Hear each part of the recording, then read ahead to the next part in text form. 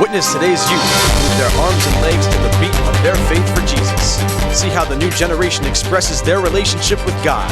Today's guest will talk to us about his ministry, which has led many young adults to find a closer relationship with God and a display of modern dance moves. Hello, and thank you for joining us on today's edition of Person to Person. For years, dance has always attracted and motivated young people, whether seen in music, movies, or in real life. With dance, our guest has been able to motivate a group of inner-city youths in Stamford into finding a closer relationship with God and a positive atmosphere wherever they go. I would like you to meet our guest today, TJ Shabazz. Thank you for being here. Thank you. So, please tell us about your ministry and the message that you are trying to send out. All right. The ministry is Christ and Company, and the message I'm trying to send out is a new form of dance, a new form of worship to God. Because there's a way that some people may do it through miming, and some may sing, some may do praise dances, but this is a form of worship. It's actually called crump worship. And the message I'm trying to bring out is a new form of worship to God through dance. So It's a new form. Okay. That's very interesting. Can you describe the inspiration behind the kinds of dances that you and your group practices? All right. We do a whole bunch of different dances. It's like we get visions. You know, some of us will my kids will close their eyes when they dance, and they will like envision things that God is showing them, and they'll act them out. Also, the words to the actual song will be an inspiration. Like, say if it says like a tree, some kids will do moves that will be like tree moves, or scriptures that we know that are passages in the Bible. They would do verses, and they would actually dance out the verse. Okay. And also symbolism. So like there's also a move that we do that is like we act like we're pulling something open, like a lion's mouth, and we call that the Lion of Judah. So it's symbolism, visions, scripture verses, and personal experiences relational with God are all exploited through the dance. So those are inspirations for what we do. That's great. Tell us about the activities that you and your group participate in. Cool. All right. We do talent shows. We've done a couple talent shows. Actually, we came together as a group. We started as a talent show. We wasn't even a group yet. Okay. We came together as a talent show. We came in like second place. And we also did a fashion show, a Christian fashion show. We were hosted in there. We've done, what else have we done? We've done talent shows. We've done a birthday party.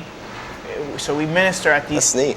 Minister at these events. Do you have like weekly meetings? Yes, pretty much every Thursday. My job has gotten pretty intricate, so it hasn't been able to run as fluidly as I would like. But we're actually doing one this actual Thursday, so we do it every Thursday at the Boys and Girls Club of Stamford. Okay, yeah. And that's where I run out of my groups. And so we just do events that we can get to. We did a youth conference in West Haven called Centervention, and we ministered there. So we get around. I can imagine. Yeah. What was it like for you growing up? Growing up, good question.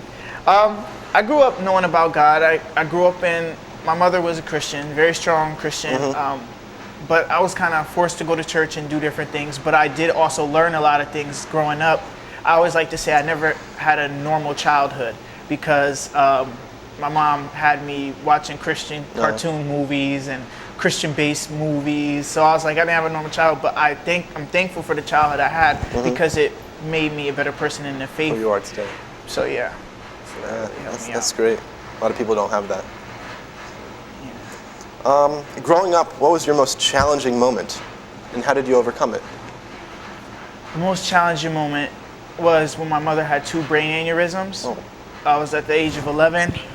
She almost died, and how I overcame it was a very serious moment in my life. When I was in the bathroom and I knew she was going to the hospital, at this point, I didn't know she had 2 brain aneurysms, but I was scared that she's gonna die or something bad was really gonna happen, so I just prayed in the bathroom. I was like, God, please don't take my mother. You know, I need my mother. I want my mother. Please keep my mother. She survived. She had to go through a long time of recuperation because of the brain. I can imagine, it takes a while, but that was the toughest time in my life that I almost lost my mother. So thank God she's here. And she's still yes. recuperating still over the later years, but that was a tough time. But when she made it and she didn't die, I guess I say my prayer was answered. Yeah, You know, yeah. so hey, yeah. How and when did your ministry begin? My ministry, wow, that's a great question. My ministry began, see, like I said, it started as a talent show. Yeah. So it wasn't really a ministry yet. But as It was just for fun? It was just like we were just a group, and I would infiltrate Bible study. Yeah. So it was kind of ministry, but not fully. We really focused more so on the dancing part than the Bible study. A lot of my kids were more into like, hey, we're high school. We're we're not really into all that, you know, God stuff right now. So like it started off Bible study, and I would check how their personal life was going, how their spiritual life was going, and how their school life was going. So it was 3 areas that I focused on in the beginning stages of the ministry.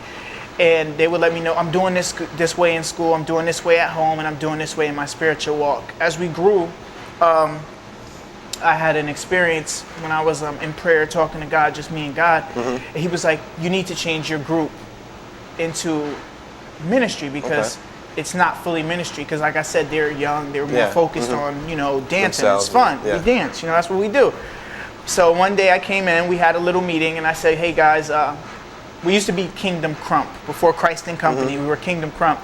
And I was like, I feel God is telling me we need to change the name of this group to Christ and Company. And you know, of course, they weren't all like happy-go-lucky about it. And I said, we need to change our dance names too, to godly dance names. So it's like, where's this guy going with this? But they respected it. They were little, like, had to pull them by the ears, but they took on it. So how it changed, it became Christ and Company. We have Bible studies still. And from just crumping, it became Crump Worship, which is series of changes. So that's how the ministry started. All right, that's great. Let's see how you have developed from where you began until now. What's good, Crump World? It's your boy Young Seek, aka the cool guy. Here again live. You know, it is what it is. Christ is what it is, you know what I'm saying? I just hope the Crump World could come in contact with Christ. Because Christ already is what it is. Outside of dance, outside of Crump, Christ is what it is. So when y'all come into the recollection of Christ being Lord over your life, your Crump will go to the next level. I'll see you there, The Limit, 2010. Cheer. What kind of direction would you like for you and your ministry to move or grow into the future? I would like to see all the people that I raised up in this, you know, that God has put me over leadership-wise, become leaders themselves and raise up other people in the same way that they've been taught and teach others how to do what I've taught them to do. I would like to, basically, the leaders of tomorrow. You know, you don't be the leader and don't make others leaders. You send them off. That's the greatest thing. It's cliche almost to say that you want your student to excel the teacher. To be like you ultimately. Yeah. So. All right. Well, last but not least, please tell us about how we can get involved or participate in your ministry. What is the best way to contact you in your group? Okay, I'll do contact information first because that's the easiest to remember. My email is tc.shabazz@gmail.com. I can also be contacted on my YouTube page, which is Gnosis, GNOSIS CT. That's on YouTube. And my Facebook is TJ Preacher Shabazz, which is SHABAZZ. Okay. That's on Facebook. So got the contact out. Okay. How I would like to be helped, if you can get the word out. Tell people about it, that hey, if you want to learn a new way to worship God through dance, you can come to the Boys and Girls Club Thursday nights. Look for me there from 6 to 9 o'clock. In Stamford? In Stamford, Connecticut. And just get the word out and say, hey, he's doing something cool. Tell the youth. Be great. Okay. Have some more young teens out there. That'd be great. All right. Today's guest has shared with us how he inspires the youth in Fairfield County and delivers a message of faith through his ministry of dance and worship. He has also shared with us his roots of growing up and how he came to his faith and his relationship with God. I would like to thank our guest, TJ Shabazz, for joining us today. Thank you very much. Thank you. We hope you enjoyed today's show and that you will continue joining us on the next edition of Person to Person. Thank you and good day. Yeah.